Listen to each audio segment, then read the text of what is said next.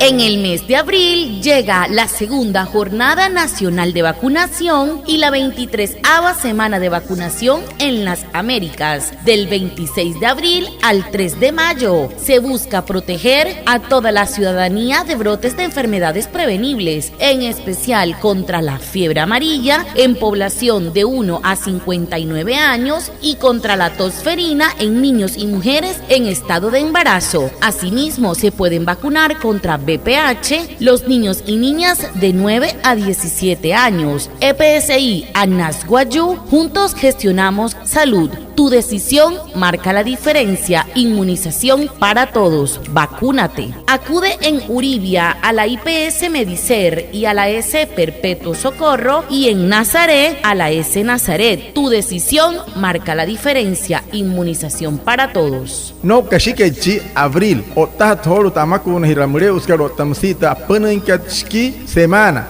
suru América so kaikat 26 inkari abril snamin 3 inkari kashika en mayo kasacha kachike ai mahas pushware te pichkari rusuri tu manuru hotkat mauria para hanare muito fiebre amarilla monakat nanai hena ho uyu ekwane ne huya snaime araiski me kiet sarmen huya otamsis purto coach kanana te pichkano tahiyeyu ekeipuonno musi mauria ya makunas purto BPH mnaka purhiyeyu tatoroyu hanai me kiet tren poro karachmen huya senoi kite EPS karhum wane wairuku soto hai hiaka no to wayaka na chaha hirashiwa kwa pura ana rut kapa ya chip ki mai suru mente IPS ka Medicer o tapitat ka Perpetuo Socorro huma pitat ka Nazaret soto hai hiaka no to wayaka a chaha hirashiwa kwa pura ana